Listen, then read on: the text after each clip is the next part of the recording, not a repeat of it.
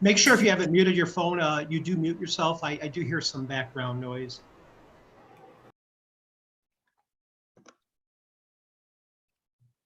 Well, welcome everybody. My name is Tom Lutke. I am the president of the Ohio Association of Local Reentry Coalitions. And I think this is by far the largest number of participants we've had on our monthly calls. I'm continuing to admit people. We're up to, I think, 63 people. So I'm very pleased that a large turnout today, given it's the holiday weekend or holiday week.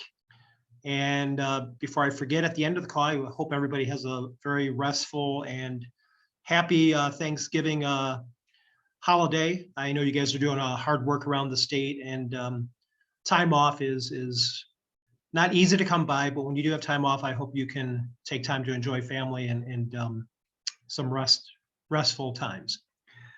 I did have the, let me reshare. I have the agenda up on the screen. I'm going to take it down so we can better see people here. It's our pretty standard agenda, and if there's anyone in this call that wants to, that believes a different agenda item would need to be added to discuss something, I'd be more than happy to. Usually we start off with a update from ODRC, and then we are going to have a slotted time to talk about the expansion grant, any reporting difficulties, any challenges, the building bridges discussion, a recap of our last event, legislative updates, and I'm hoping that's Wendy Tarr with Arch. Her name's on the screen, so I think it is. And not to put Wendy on the spot when we get to the agenda item, I do not know of anything associated with criminal justice has had significant movement yet in the lame duck session, which started just last week. I know there's a lot of stuff going on, but we'll discuss that here shortly. I can give an update. Okay, great. I'll have you do that when we get down to the item. So I'm going to stop sharing now. I have the agenda in front of me, and I invite Ronnie Burks or somebody from her team to jump on in and give us an ODRC update. I see Ronnie. Good morning, Ronnie. Good morning, Tom, and thank you very much. I just have a few things, and good morning, everyone, I should say. I just have a few things to give an update on in reference to DRC, Tom, but I wanted to allow Barbara Campbell, and I believe she's here, from Relink to take a few minutes too, because I know she had reached out and wanted to be a part of the agenda after a meeting she had with Roxanne and I. And so I'd like to give her my time, if you don't mind that, Tom. So I won't take as long as I usually take. That's fine. Okay, perfect. So, and I'll just kind of cover both DRC updates and then the Reentry Coalition, and then we can take any questions of expansion grants. Take any questions if folks have them. Okay. So I'm going to defer to a couple of my folks, but the first thing I wanted to mention, I'm not sure if she is on here or not, but so Lisa Fernandez, who covered the Mansfield region, Marion County, and a few other counties from our office, has left our office. She is now with the wellness section of our agency, which is, if you know Lisa and you know the work she does, that was really aligned with what she, some of her goals and what she's been doing. So we were sad to see Lisa go. She had been in reentry for a very long time. I think we had calculated about 20 years. And so we do have a person who is doing what we call a temporary work level position, and in that capacity, and her name is Michelle Curry. And I do see Michelle Curry on here. So I just wanted to take a moment to give Michelle a chance to quickly introduce herself and tell you the region she'll be covering in this position. And Michelle comes from one of our correctional institutions. She is a unit staff at the Ohio Reform Church for Women, but she's now working in the capacity of reentry coordinator. So Michelle. Good morning. How's everyone? My name is Michelle Curry. I have been with ODRC for the last 8 years, recently in the position of Lisa Fernandez as reentry coordinator. I'll be covering the Mansfield region, which include Ottawa, Sandusky, Seneca, and Wyandotte, along with Richland, Ashland, Huron, Marion, Crawford, and Knox counties. Okay, great. So thank you. And Michelle has reached out to a lot of her partners in her area, but if you are in any of those areas and you have not met Michelle, will you put your information in the chat so folks can reach out directly to you? Okay, great. Thank you. And so we're excited to have Michelle and our team fill in this position. We did post the position, and so we are interviewing. We posted it internally and externally, and I can tell you we got 72 applicants that actually made it past the screening portion. So we don't know how many people actually applied.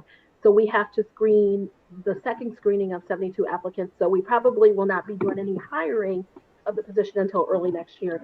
But we are looking for another dynamic person, and that could be Michelle. Hopefully Michelle applies for it to fill that position. So tomorrow is our Family Advisory Council meeting.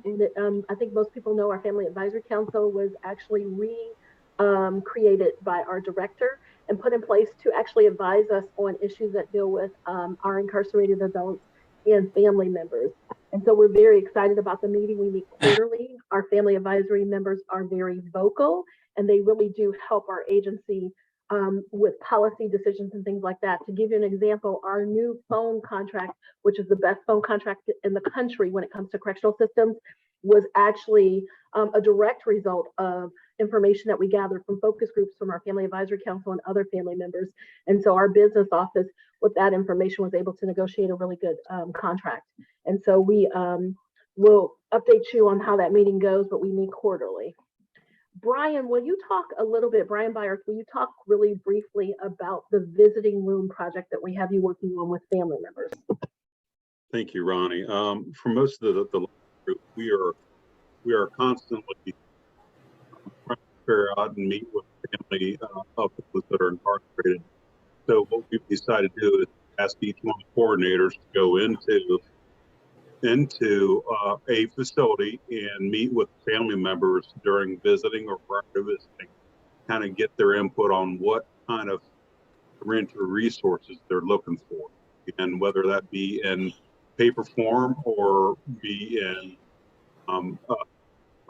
just contact. So stay tuned. Hopefully we can get some good input from the families, and thank you all for joining today. Thank you, Brian. So we will certainly share that information. Our goal is that we are meeting the needs of families just as much as we're meeting the needs of the men and women that we serve, because we know families play a vital role in the success of our returning men and women to the community. So, and in light of that, I'm going to also ask John Grasinzik if he could briefly share with you about an upcoming family event. I believe Celeste Rogers is not muted. Can you please mute your mic, Celeste, because it's causing feedback? Or if the host could mute her. Thank you. Go ahead, John. Well, everybody. Ronnie, thank you very much for affording me this opportunity to talk. I'm going to share my screen real quick. The Office of Reentry is going to have a family event on December 14th at 6 p.m. to roughly about 7:30 p.m. And what we're doing is we're having Office of Ohio Consumers Counsel and Community Legal Aid come in and talk. So we have Ray Fuller from Office of Ohio Consumer Counsel speaking about the special reconnect order and how it could be used once per utility company, which is something brand new according to Ray. Before it was only one utility company. Now it's not to be used for both utility companies during this winter season. So he'll talk about that program and other services that the Ohio Consumer Counsel can have. And also we have Josh Hinkle with Community Legal Aid up in the Summit, Stark County area and stuff like that. He's going to talk about what legal aid throughout the whole entire state, but more specifically what his can do, but it applies to all legal aid across the state, on how they can help individuals with record sealing, tenant landlord rights, expungement, bankruptcy, and other civil legal issues. So what we're doing is I'm going to share this in the chat. So if you haven't gotten it yet, by chance, you will be able to receive it then. And we are asking for everyone to please register before the event. We got a December 9th registration. And all it is a simple, this one says send an email to me.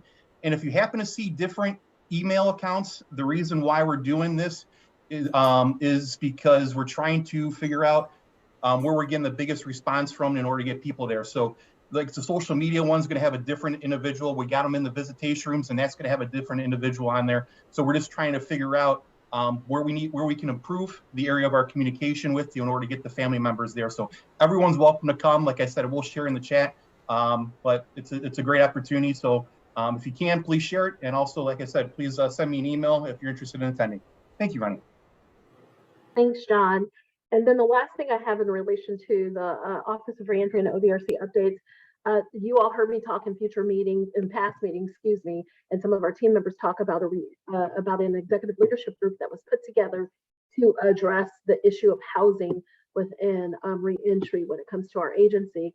And so that executive leadership did present their project to the director and other leaders within our agency in early November.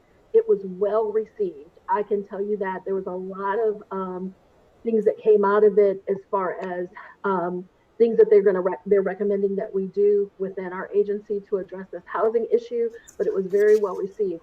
So we have now decided to take a couple of those things and move forward with them. One of the things that we're going to do, and I can share more at a later date once we confirm some other things with our director, is we are going to move forward with identifying a curriculum that will be used in our agency, within our facilities, teaching people about how to be good renters. What we heard and the executive leadership group heard throughout their entire project from housing providers is we want people who are good renters, and we're more likely to rent to people who have some sort of certificate, that they've been through a training that teaches them all about renting. So our executive leadership team actually found a curriculum that's been used for I think over the last, is it 10 years, Roxanne? Or I know it's been over 10 years, and they service thousands and thousands of people across this country.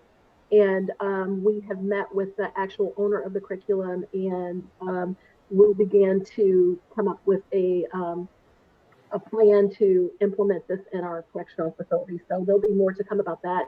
I don't want to identify the curriculum right now until we actually have a signed contract, but we've met with our business department last weekend, and we're moving toward that as well.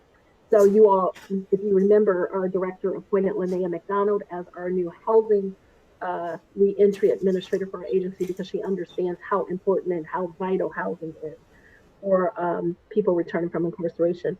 So there's more to come on that. We're really excited, and there's some other things that are coming out of that project that hopefully will be really huge and impact things in a positive way. So Tom, if you don't mind, if no one has questions about anything that I've shared so far, I'll just go into the Reentry Coalition grant expansion. Yeah, that's fine. Ready, go ahead. Okay, so as far as the grant expansion goes, we are now on the second quarter of the grant, which we're really excited about. I am receiving invoices from our coalition for their second grant allotment. So that's exciting. If you are on here and you have not sent your invoice in for your second grant allotment, please do so, because we want to give you your money that you deserve. And so we're very excited. Roxanne has also sent out an email to folks about their fiscal reports as well as their services report. All the services reports are in. We're waiting on a couple last few fiscal reports. Once we have those reports in, I think, Tom, by our December 19th meeting, if you don't mind, if I can just have a brief moment to kind of share what our reports are showing. But I can tell you folks are out there spending the money, and it's going to good things. It's going to things help with supportive housing, supporting people with clothing, with vouchers for transportation, with programming and all of that. So we, to the coalitions who received the grant, we really appreciate you. And we also appreciate our coalitions who didn't receive the grant, who've already been doing great work, but the ones that have expanded into the new counties, we do appreciate that. I think it's also important to mention, and I don't know, Diane Bricker, if you were going to mention this or not, but Diane, I think folks know, is in a new role. And so it was up in the air what was going to happen with the Delaware County Office of Reentry, because the courts did not want to maintain the coalition. And so a meeting occurred last week, and it was decided that Southeastern would be the new home of the Delaware County Office of Reentry under James Hensworth. And so we're excited about working with them, and they have agreed to continue to expand to Morrow County. And so with that said, we still have expanded to 52 counties covered by the Coalition Expansion Grant, which is huge. You all, our governor's goal and the director's goal is to get every county covered by a reentry coalition. That is a long-term goal. And so with that said, we have been in conversations with the director's office and our business department. Roxanne and I actually, and Linnell prepared a budget for a budget request for reentry. This will be the first time that we would actually receive our own money if it is awarded. And our hope is that we will be able to do some more expansions in at the end of this fiscal year for next year. That I don't know. I don't know if our director is going to have money to give me left over, but we did request some money in the budget for some additional reentry things, which is really huge. We don't have to necessarily be just under the Office of Prisons budget, but have our own reentry budget. So we will keep you updated and posted on that. So when somebody says that somebody wants a copy of the executive leadership group, somebody mentioned they want a copy of the executive leadership group. You want a copy of the group members? I'm not really sure what that means. I missed that question in the chat. Yeah, I was is just there a wondering list of who's on that executive committee related to the housing initiatives with ODRC? What you heard me say is there was an executive leadership team that was put together. Executive leadership, and I've mentioned this in our past meetings, is a program within our agency. It's the highest leadership program you can go through. And so there were about 30 people who were selected by our director to go through this executive leadership program. What tends to happen is most of them will end up promoted into even higher positions within our agency. And so we had a team of, I believe it was 6 people, it might have been 8 actually, who were from all different capacities of our agencies, the deputy warden, regional administrator, unit management administrator, those kind of folks, and they actually were the ones that oversaw that project. So again, I'll talk more about the project at the next meeting. Once we have more information from our director, I don't want to share some things that she has not approved yet. So, but very excited about that executive leadership team. Wendy, I could give you a list of the team members, but I don't think it would mean anything to you because they're in their normal jobs, but they were part of that team project, and then they graduated in early November. So Diane, I think I covered everything when it came to Southeastern taking over the Reentry Coalition. So congratulations to James Hensworth and his team, and thank you so much for agreeing to take that over. And at the next meeting, I will have some details about the report and how the impact of the funding that ODRC provided to the Reentry Coalitions has impacted Ohioans. So, Tom, if you don't mind, I'd like to turn the rest of my time over to Barbara Campbell. Yeah, real quick, I had a couple of follow-up questions. Oh, sure. One, I want to thank Diane for continuing to join us and continuing to work with Reentry. She's the secretary of OALRC, so very happy. It was very good to see her Friday. We had an in-person executive meeting down in Columbus. But Ronnie, more so on the expansion grant, is there anybody on the call that is having a challenge, issues, want to express anything on that grant? We wanted to make sure this was a forum where those things could be brought up. Absolutely, Tom, that's a great idea. I have one. This is Joe Tucker from Summit County. Can you guys share some of the best practices on data collection? I know that's been an instrumental part of the grant itself, and we're able to do that internally with a couple key coalition stakeholders, but we are looking into some broader systems, but having a bit more of a grassroots coalition as opposed to a top-down coalition, we just had some difficulty in like broadly capturing data collection. So I'd love to hear what's worked well for other coalitions. Joe, I would, let me admit this other person. We have been using on our Second Chance Act grants here in Lucas County, and it's worked really well, is a product called smartsheets.com. And it works like an Excel spreadsheet, but our various partners are invited to the sheet. So for example, TASK can put in their notes on what they did with the individual.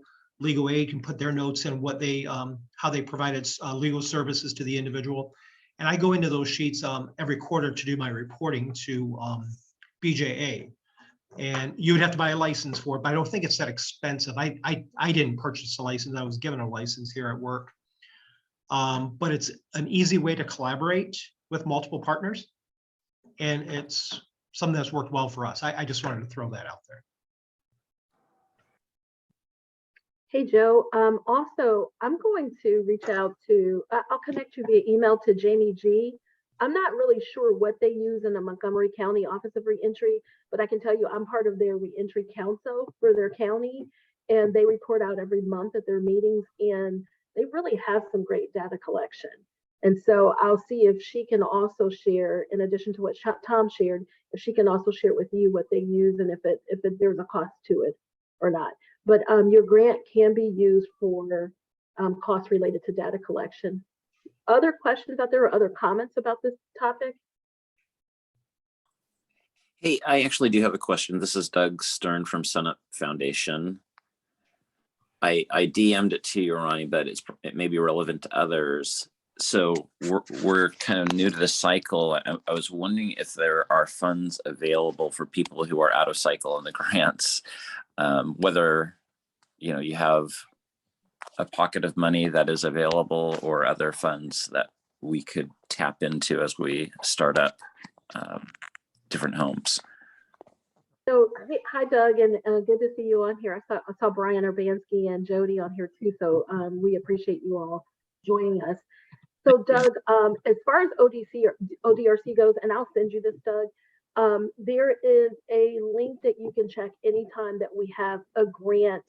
And if we have, let me say this, if we put out a formal request for proposals, there's a link that you can go in and check on a regular basis to see what requests for proposals are out there for state agencies in general, including ODRC.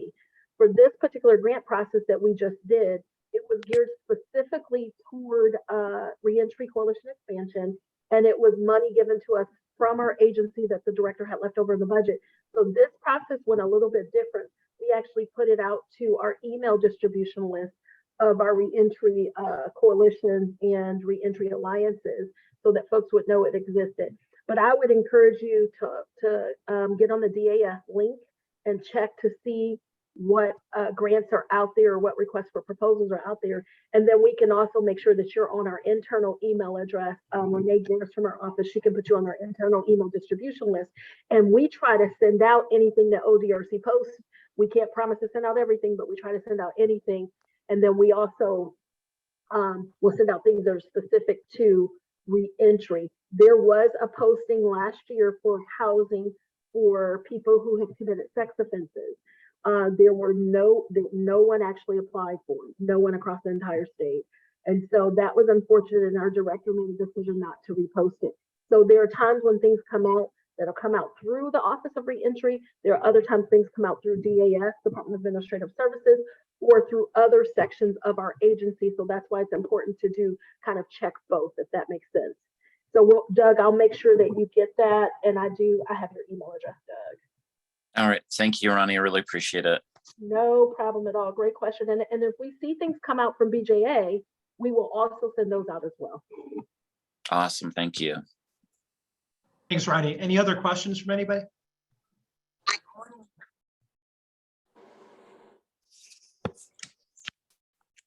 Okay, Ronnie, why don't you move on and introduce, I'll have you introduce Barbara.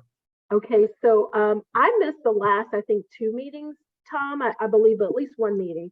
So I don't know if it was mentioned in our last meeting, but I believe Brian or Daryl may have mentioned it, that we were excited to be notified that Relink is now on our new tablets. So any of our incarcerated adults that have the new tablet, they can click on the Relink feature and they can search for data.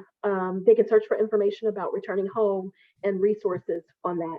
So kudos to Relink for putting up with DRC and the state and all of the things that we had to do to get to this point. It was a 2-year journey, right, Barbara? But yeah, about 2 years.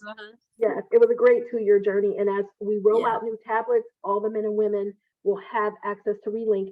So if you all are on Relink, I'm saying this, and we've told you this over and over again, if you're on Relink, the men and women will be able to find your services on there. So I want to turn things over to Barbara. She's going to talk a little bit about their collaboration with us and the work with the grant. Yeah, thank you, Ronnie and Tom. Thank you so much. Yeah, as Ronnie mentioned, we are on the tablets now. The rollout is going on facility by facility, and it's my understanding that it's still on target to be done by the end of the year. We are getting the data coming in, the utilization data coming in, a tracking of how many people are using it every week, and there are several hundred unique new users that are using it every week, which is exciting and encouraging. It's definitely our hope that it will make that transition out just a little bit easier and help people take ownership of it as they're ready to leave. In addition to just being on the tablets, we also want to be a connector and help support all of you all Reentry Coalition leaders in any way we possibly can, whether that's via education, communication, things like that. I have a couple things to announce. When we have a couple upcoming events, we're going to be, thanks to Daryl Graves for this, there's going to be a suicide prevention and awareness training that's available for Reentry Coalition leaders, and that's going to be on December 7th. And the registration for that is through Daryl. I'll put his information in the chat for that. And then we are planning another training for coalition leaders to help address some of your biggest challenges as starting reentry coalitions. That's going to be in December. Don't exactly have the date finalized yet for that, but we'll get that to you as soon as we can. We also have something available that I wanted to show. There's a book that is out that, again, thanks to Daryl Graves, shared with us. It's called Ignite, Getting Your Community Coalition Fired Up for Change. We are happy to provide these to any coalition leader that would want it. We didn't want to pursue, assume that everybody wants it or everybody needs it or everybody would read it. But if you do want it, if it is valuable, I started reading it. I think it has some good tips in it. We're happy to get that mailed out to you. We'll put our email address in the chat and you can email us if you're interested and we can get that sent out to you. And then the last thing I wanted to mention, because I don't want to take elevator hallway to the left. Last thing I was going to mention is that we did send out a survey because we do want to hear from all of the reentry coalitions about what some of your biggest challenges are, what some things we can do to help think about sustainability. And we did get 4 of y'all responded. Thank you so much. And we've used those responses to help plan this meeting we're talking about in December. However, we really want to hear from everybody to help us plan additional ways that we can support you throughout this year. And so I'm going to have Bill Pica, he's on with us. He's going to put a link in the chat to the survey, and it's very short. And we just ask that you take, if you already have it, there's 4 of you that already have, but if you could take just a few minutes to fill out this survey, it really helps us plan how we can best help y'all going forward. And I think that's all I have. Thank you guys for the time. I appreciate it. Thank you, Barbara. Any questions for Barbara? I know we've been encouraging our local coalition members to get to Relink to update their information or add their information as the case may be.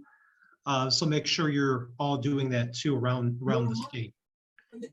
Hi, Tom, this is Joe. Yeah. From Project Ready in Muskingum, Perry, Morgan County. A couple months ago, we were on here, Relink was on, and I asked if they were able to, and they said they would, but it hasn't happened yet. I'm wondering if it's still going to happen. On your website, under resources, when you click resources, you get a page with 8 green blocks, and one of them is reentry. When you click on reentry, you have housing, employment, and support services. And you were going to move and create on that page reentry offices and coalitions and put it there so it's easier to find for people. Yes. Yes, Joe, that is in the works. It's still what we've been doing, and I'll just give a little background on the programming. When we launched the tablet version for relink.org, we had to do a lot with security. And we've been week after week, data download by data download, changing all of our hosting over to a new platform. And it takes like a week at a time, a week at a time, and a week at a time. So it's been ongoing. it actually finished last week. And all that to say, what that means is that now we can make updates, because during that period of transition, we weren't allowed to make any changes.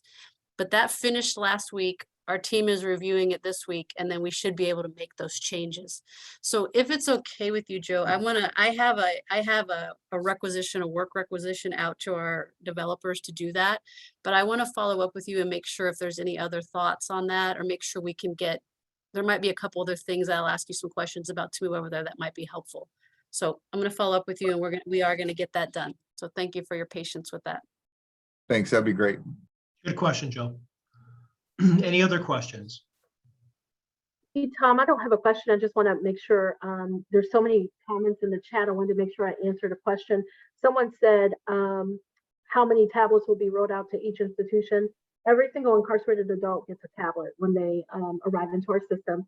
And so we have a new tablet contract. And so now every incarcerated adult will get a new tablet, a brand new tablet.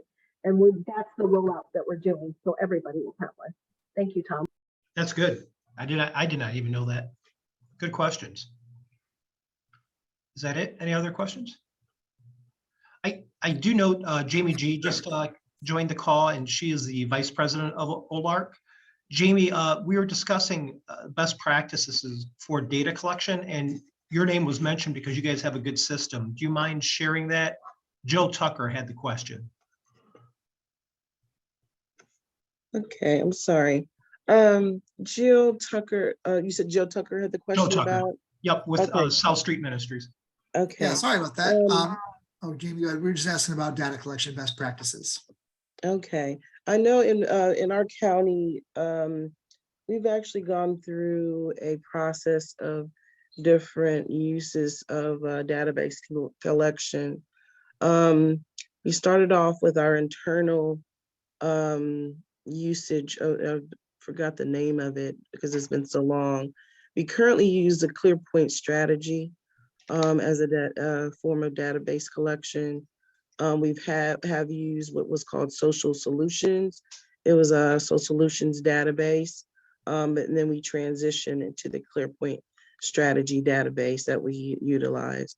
We also have what's called the CJIS system, Criminal Justice Information Systems, but that is in the process of being restructured. So while we use it in order to identify individuals that may be currently arrested, in custody, we also include all of our reentry participants in our Reentry Career Alliance Academy program, as well as our Eichelberger Prison Outreach Program.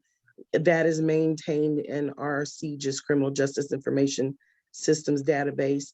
And there's a separate reentry tab that we use where we put we enter all of the information of our clients and are able to maintain, their routine drug screen that we do through their academy experience, their programming experience, their workshops, their graduate, their status, and any notes that we have that we are keeping on those clients are held in our CJIS system. So we actually use two separate systems. At some point, we'll see, I guess, if we can interchange or, connect those two, but we use one in order to enter our general client data. And the other one, the ClearPoint strategy, really is our key, what we call our KPIs, and it's called a key performance indicator database in order to identify what our outcomes and impact are on a monthly basis. And so if you'd like additional information, I'd be more than willing to share it with you. Thank you. Thank you. Yep. Thank you, Jamie. Appreciate it. You're welcome. Okay, so we're going to move on to, we're down to the bridges, building bridges, community experience. Reba, I know you guys were not on for the last month's meeting right after the experience. Do we want to do a little bit of a recap and then kind of any thoughts on the 2023 experience? Yeah, that would be great. Can you hear me okay? We can, Reba. Okay, great. So yeah, we had a great experience. We had close to 425 people who actually registered. And then from that, we had around 250 or so that actually participated over the 2 days in person. We recorded all the sessions except for I think one, which was quite a feat for us because we had over 30 some sessions. Those have been uploaded to our YouTube channel and have been reloaded up into the Whova platform. So if you registered but were unable to attend, or if you registered and attended and want to see some other sessions, you can go back into the Whova platform and view those sessions. We are holding the session links on YouTube until January 12th to give people some time, because a lot of our presenters and panelists were justice involved, and sometimes their status changes over a certain period of time, and it's not viable or a good option for them to be in recorded videos that are for the general public. So, but starting January, mid-January, we will open those up to everybody, and I will share that list then in the January meeting for folks who want to go and view those sessions. So overall, the responses to our survey, very positive. The way that we do the community experience in a panel format, as opposed to inviting people to come and share best practices and those, but more of a collaborative approach, works really well. We had 80% of our folks said that they found that much more meaningful. And so looking forward, you know, one of the things in the survey was, do we want to continue to do 2 days, 1 day, in person, virtual? I will say that our registration was, it was probably 60% virtual registration, 40% in person. And I would say our attendance was overall majority virtual. We had great attendance on site, but you know, it was our first year doing that at 5 regional host sites. So we saw a decline in attendance over the second day on site. So, but people wanted, going forward in our surveys, want to have both virtual and in person. So I think we'll move forward with that. The other thing was, you know, being focused again next year. And so the reason, one of the other reasons why the survey that Relink is doing right now will inform how we plan for next year, because we want to hear from you. We want it to be of value to you. So please take, and seriously, I've seen the questions. There's only 3 or 4 questions, 2 minutes to fill that out and let Relink know. Because one of the other things with Relink is that they also can provide some data. We were just having that discussion around data collection. Reach out to Barbara and her team at Relink, because they can also help with some of that data that you might need going forward. And so because of that, because Relink is statewide, as is OALRC, and each one of you work within your own little area, not little area, but within your community, which is really kind of what Building Bridges is about. Relink going forward is going to be assuming the communication piece for Building Bridges. We want to drive all of our communication through Relink because of the way that they collect the data, the way they distribute it out, being that good partner with OALRC. You may have gotten a thing today from Building Bridges about reminding you of this meeting, but you also got one from Relink, because the structure that Relink has in the work to support you all as coalition leaders. We just felt it was better for them to do that. And so Building Bridges you'll all of that, if you're in the Building Bridges contact list, that's going to be transferred over to Relink in January. But part of Building Bridges will still be looking at that community experience and help and shaping an experience that is beneficial to you all as coalition leaders going forward. So please fill out that survey because that's also valuable to our OALRC executive officers, and how can they best support you all as well going forward. And that's all I have. Any questions?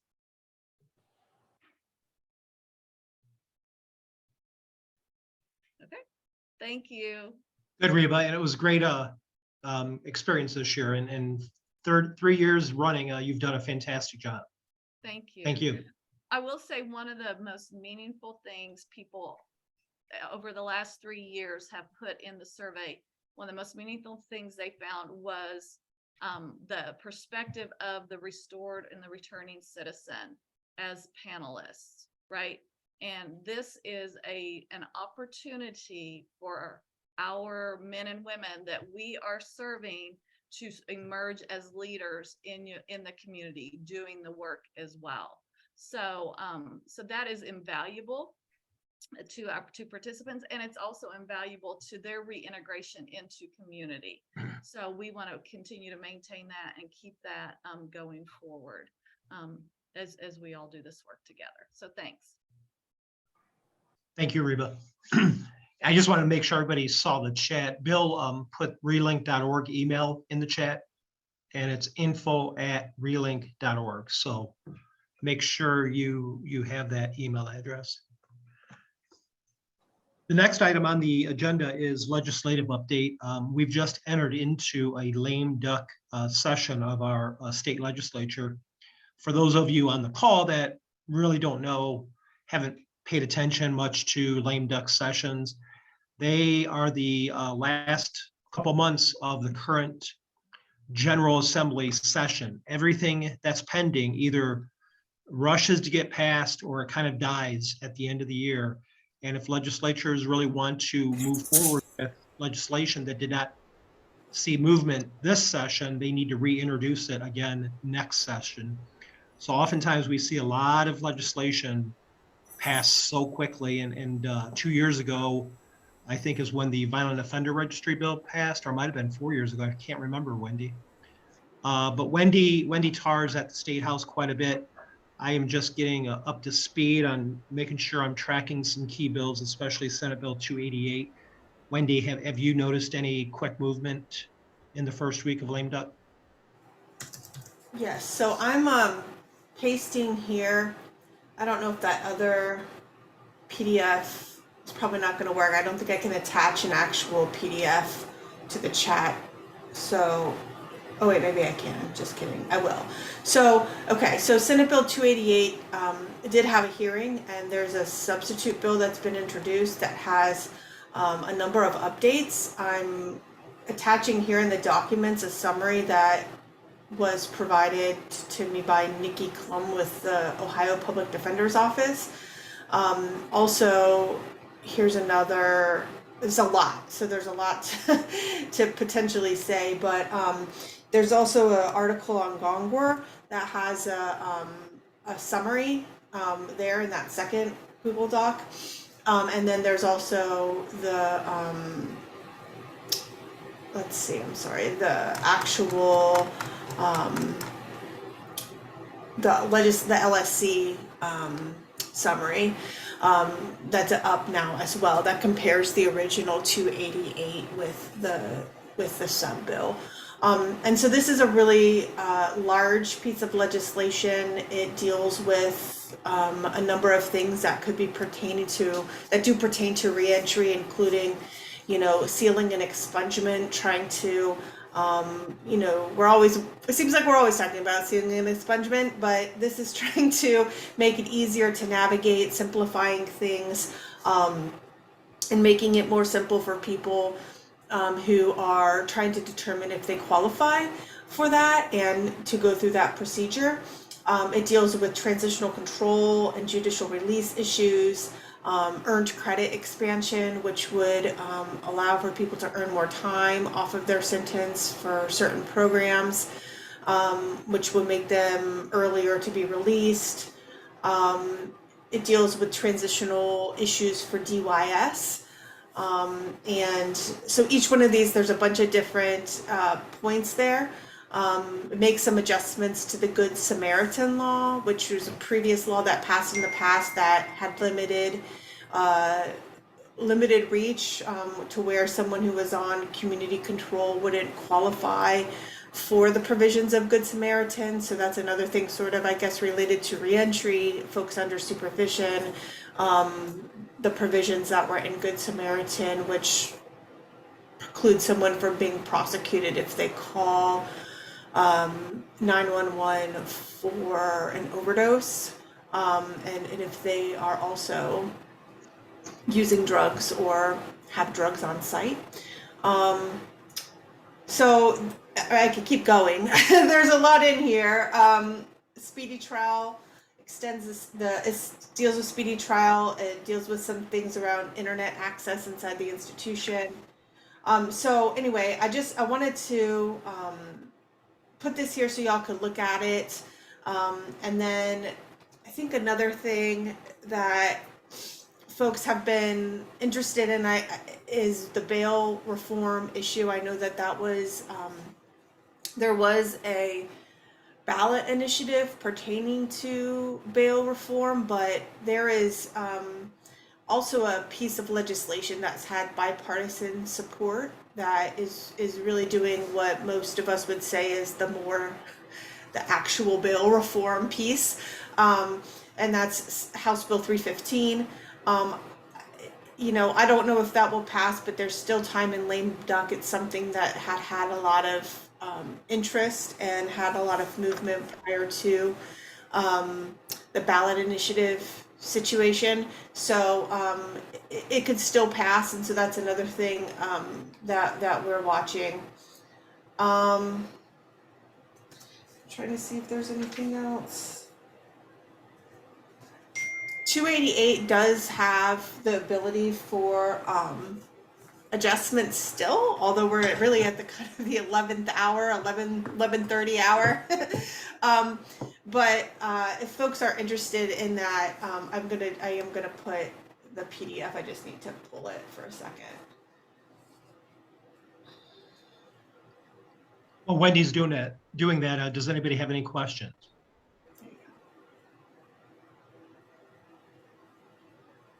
And she just posted the PDF in the chat. Good information, Wendy. Yeah, that's the formal thing, whereas the other one is more of Nikki's sort of reflection. So I just so you know the difference.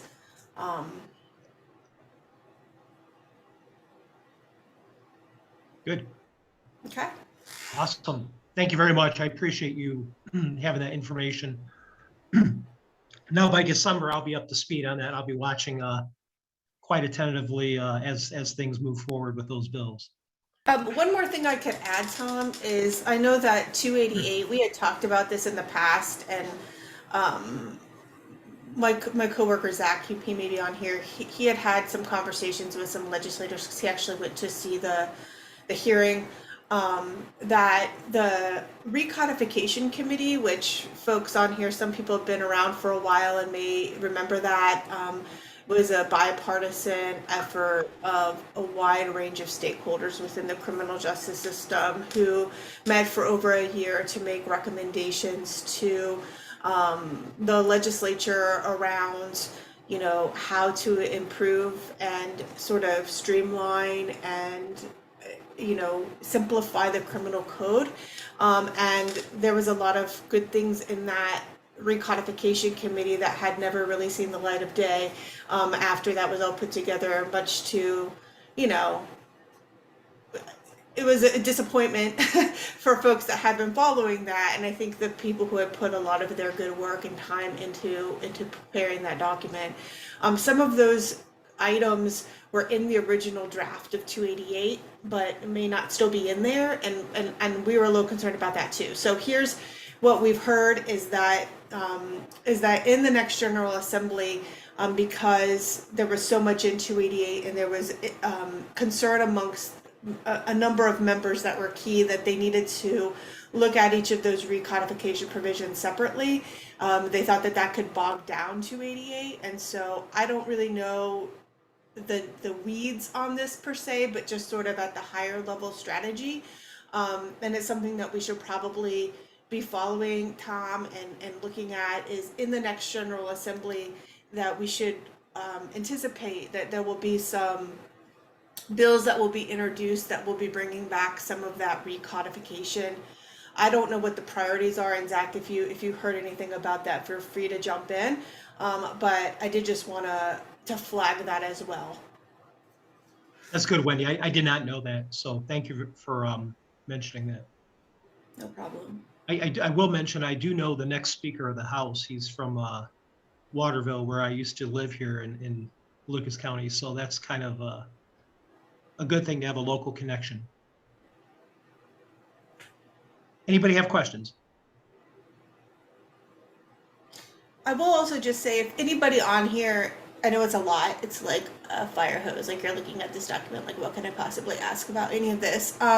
So I just want to say, like, if people are interested in any of these particular issues, feel free, you can email me. And there are groups and coalitions that are working on stuff, or, you know, things where we might be able to help you if you wanted to testify or ask questions. I mean, I would certainly be very interested in helping support folks that are interested in how these how legislation is passing and how you could be connected.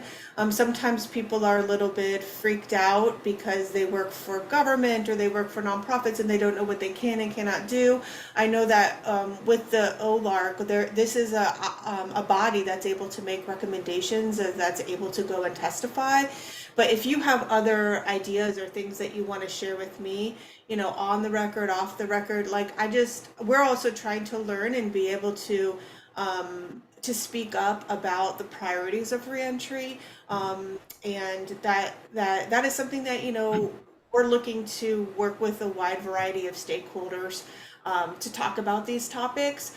Educating people about these topics is not against the law, nor is lobbying and talking to your legislator, even if you're a nonprofit. So, you know, I'm happy to also share some information with Tom, you know, about what those parameters are, because you're allowed to do it. You just can't spend more than a certain amount of your budget in directly paying people to go talk to legislators about specific policy. You can do it, you just can't do it like as if it's like the primary purpose of your organization. So I just want to encourage people, if you're listening to this and like this is out of the scope of what I can do or what my purpose is, the things that are happening in the state legislature have a direct impact on the resources and services that you're providing, and so, you know, that's part of the reason why we're trying to include it in the agenda for these OALRC meetings. So Wendy, I would appreciate just it. add one caveat to that too. If anyone is grant funded through BJA, through the federal government, they do have special conditions that restrict lobbying or advocating. So in my position, I always will offer testimony on bills from the OALRC. As president of OALRC, I could not do it under my full-time job because my funding comes from federal grant. So just be aware. Sure.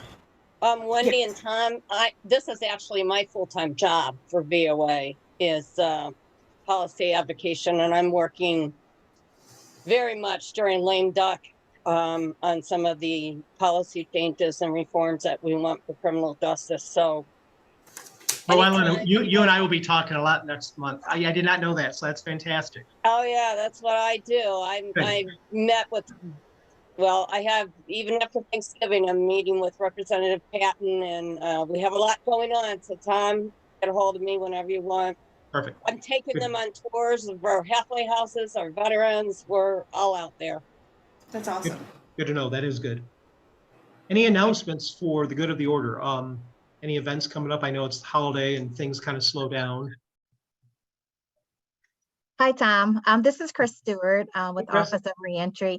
I'll just share an event that we're all planning together. I'm planning it with Tom Lukey and the Ohio Consumers Council, but we're having a event for families, which is a community experience for them to save money for the holiday season. We are definitely opening this event up to our community partners, but we will have Amy Carls, who will be discussing better ways to afford energy bills this winter, cost saving tips, and utility assistance, as well as disconnection protections. So that's going to be December the 15th, just like the event that John is doing in the evening. This is going to be an event during the daytime. So we'll make sure you all know about this event coming up. Thank you. Thank you, Chris. This is Daryl from Hey, the Daryl. Office of Reentry. Good morning, everyone. Just quickly, Barbara mentioned the December 7th training, so contact me about that if you're interested. We have a couple of sessions coming up, and Tom, I sent you the flyers that you can share with everyone from this meeting. We have 2 sessions on December 15th One is a women's session, a women's series. The next episode is our second installment on domestic violence.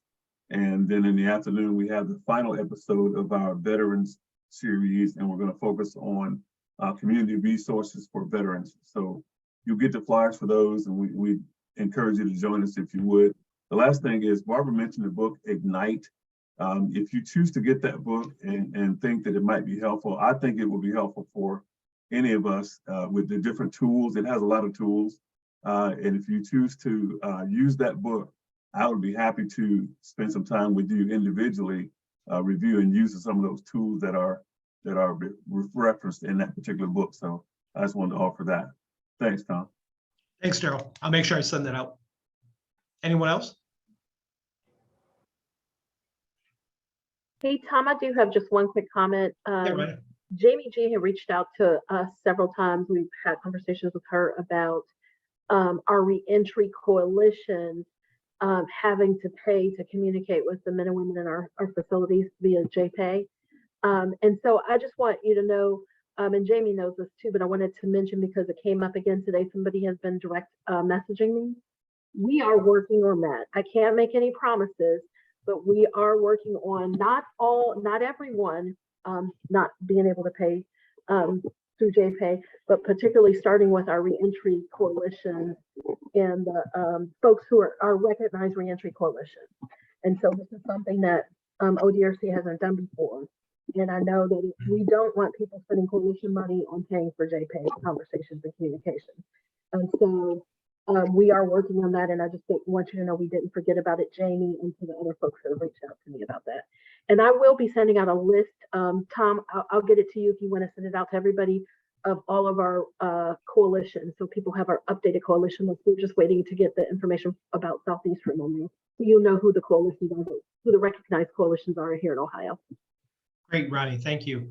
And I can tell you, Jamie Kiston and Diana, I had that conversation on Friday about JPay. So that's good news. More to come. Anyone else have a question? Oh, somebody's got their hand up. Wendy, go ahead. Yeah, the JPay thing, just real quickly.